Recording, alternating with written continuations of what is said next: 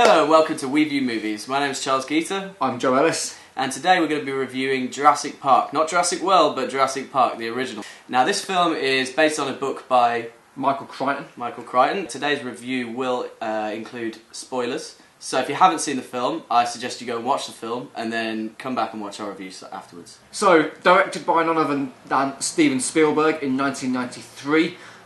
Real kind of star-studded cast. Sam Neill, Laura Dern, Jeff Goldblum, probably one of his best roles. Gotta love Jeff Goldblum, great character, brilliant acting. And there's this hilarious bit, if you've seen the film, the bit in the airplane or the helicopter when he does that little laugh. And there's plenty of YouTube remixes, and there's one in particular where they've remixed it and put this little beat on, which is just absolutely hilarious. Definitely worth the watch. Also, notice that in the beginning of that film, when they're flying in the helicopter towards the islands, you will notice that they're basically on sea level. Given the, through the window on the side of the helicopter, you can actually see the sea. So I don't know whether this is a waterborne helicopter or I don't know, but anyway. There you go. There you go, moving on. Samuel L. Jackson, and I think this is one of the first roles where kind of people began to realise that Samuel L. Jackson was in a lot of films. Yeah, it was, yeah. I like how, I love his role in this film, I love it. He's always constantly smoking a cigarette that's directly at the end. Right? and it never moves from that point. And he'll smoke the filter, like he doesn't give a fuck. The basic plot of the film is they've managed to clone dinosaurs. Lawyers come in to see if the park is going to be safe and kind of marketable. The late great Richard Attenborough plays the kind of guy, the scientist who's kind of designed these... Entrepreneurial guy. He plays this guy who's got this love for dinosaurs and paleontology, and he wants the park to succeed. Everything goes wrong. Dinosaurs escape, velociraptors escape. And basically the film's about kind of avoiding the dinosaurs and getting to freedom. That's the kind of basic plot of the film. Obviously there's a lot more to it than that. Yeah. Some of your favourite moments from the film? As it builds up towards the beginning, once they've got to the park and their first sighting of, I think it's a Brachiosaurus. And to be honest, considering the time when this film was made, the graphics on that are absolutely exceptional. They do an extremely good job, and this is in daylight as well. This isn't like the animatronics which they use through majority of the film. It's filmed in low light, so they could make the quality of the dinosaurs look real rather than look CGI'd and fake. And the shots they use with the animatronics, they use a lot of close-up shots. So when the T-Rex finally escapes and he's kind of going up close in the car with the child actors in it. I'm sorry, I forget their names. But because they're using lots of close-up shots just of the kind of snout of the T-Rex, it adds tension to the film. And those scenes in the car with the T-Rex sniffing, and you hear the noise and the visceral and the kind of guttural roar and the sniff of the T-Rex, amazingly they've used those close-up shots. I've said that 3 times now. Yeah. Doesn't matter. It's really amazing. Effective. Yeah, it really is.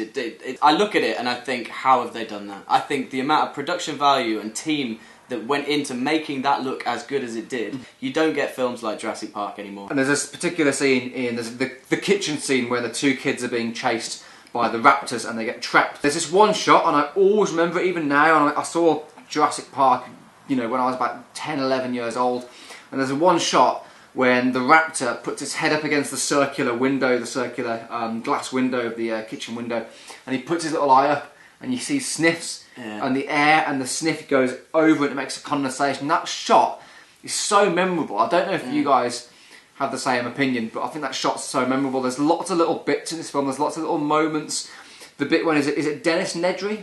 Yeah, Dennis, yeah. He gets trapped in the car with the guy dinosaur, I don't know the name of the dinosaur.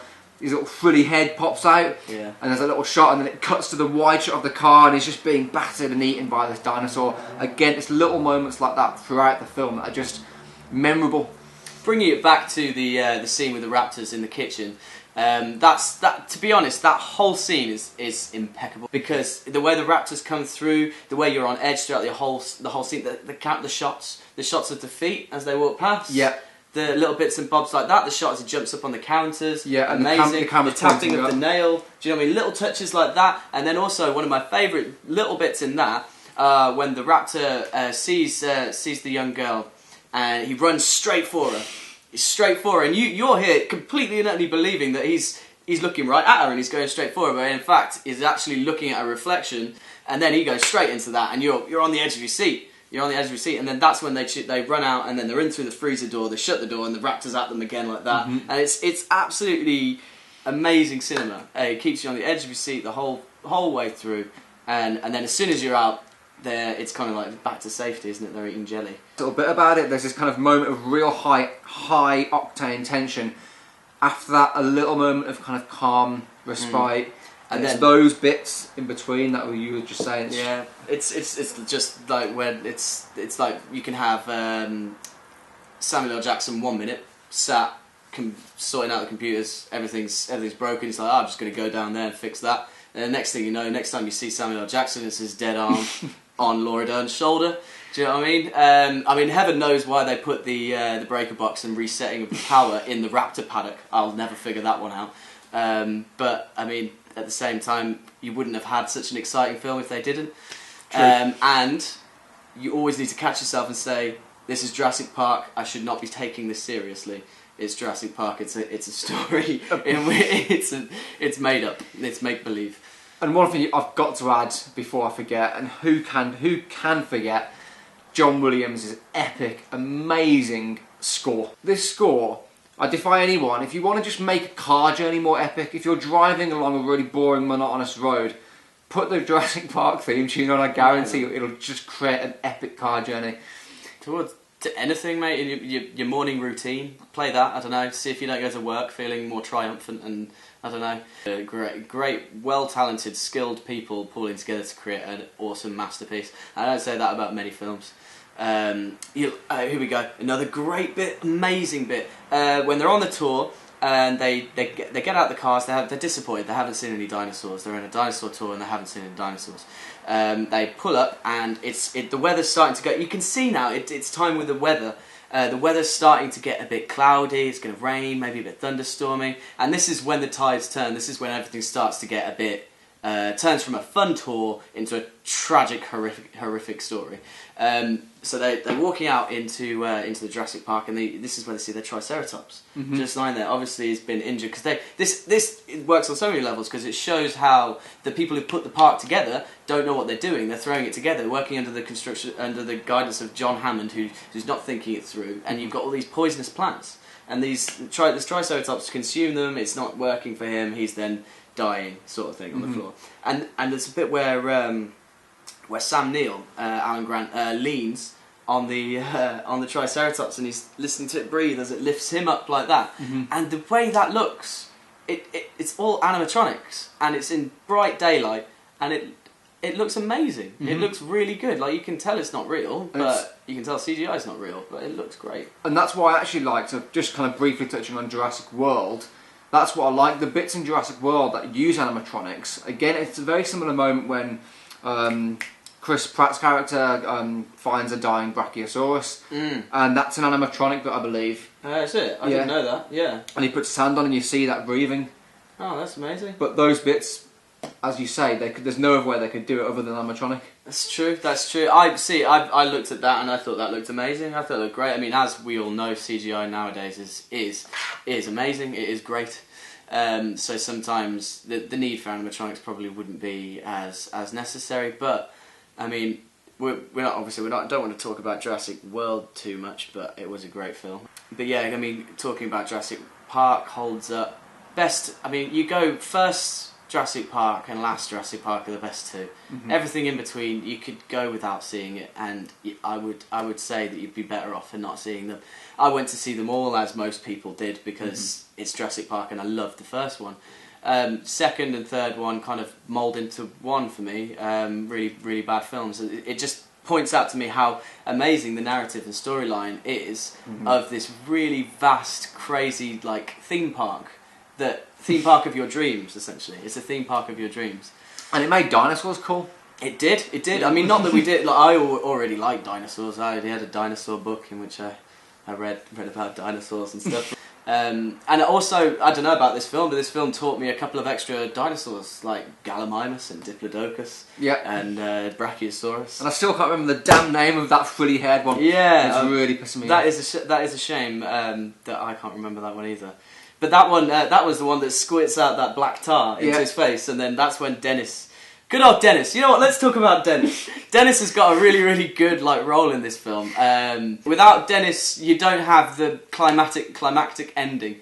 I love him at the beginning, the first time you meet him, when you start to realise, oh, he's getting money, and then you think, what's he going to do? What's he getting? And then he gets given this strange shaving foam can, and he's just gone into town. You're clueless at first, but then you start to realise, and then actually you find out John Hammond's his dad. Yes. You find out John Hammond's his dad, so there's your motive, there's your MO. Do you know what I mean? This guy is, and then they haven't got a good relationship. They're arguing, and Dennis has money troubles, and John Hammond's loaded. His son should not have money troubles, but anyway, moving on. Obviously, that's where your motive is, and he goes there, he steals the specimens, and he tries to escape, and it doesn't pay off. It doesn't pay off. It doesn't work for him. This guy. Kind of slimy. You look at him and you don't really like the character at first. Anyway, you see him, he looks lazy. He deserves what he gets. Let's be honest. Yeah, he does. He deserves to get mashed up in a car with a dinosaur that sprays black goo in his face, and then gets him with his fangs. Gets him with his fangs. You know, the murder fangs. I think my other favourite bit has got to be when the kind of army soldier guy is trapping the raptors in the forest, in the desert, in the jungle, and he comes around. He's got his loaded shotgun. He pulls the trigger around, and he spins around, and he sees the raptor hiding. And he goes, clever girl. And the other one launches at him, and then that's it. There's a lot of talk about that throughout the whole film. They love to analyse the way velociraptors are clever. And you're talking about how there'll be one over here, and you'll be thinking that's the only one you're dealing with, and before you know it, you'll have two come from either side and they'll attack you. I mean, those are pretty much Sam Neill's words at the beginning of the film. He idolises, he loves velociraptors so much that he carries a velociraptor claw in his pocket. And this is a little keepsake token for his love of dinosaurs and the way he feels. But you see him towards the tail end. He throws this away. He gets rid of it, which means he's had a change. He's changed as a point, and this happens on multiple levels, not just with Sam Neill. It happens with multiple characters throughout. The narrative on top, the score, everything together to combine makes a great. It's just a masterpiece. This whole film essentially deserves the label of masterpiece. It does, and it still holds up today. I'll watch it today with 10 years, 20 years gone by. It really does hold up. So for me, 5 stars. I couldn't give it any less. 5 stars, 5 out of 5. So thank you so much for watching, guys. Just a massive shout out to Ed Geeter. He's a very good friend of mine and my brother. And he composed our theme tune that you hear at the beginning and the end of our videos. You can also check out his channel on YouTube. Just search for Ed Geeter, and you'll find him doing beatboxing, singer-songwriting, and good, amazing guitarist. Definitely worth a watch. Check him out. Anyway, guys, cheers for watching, and we'll see you again soon.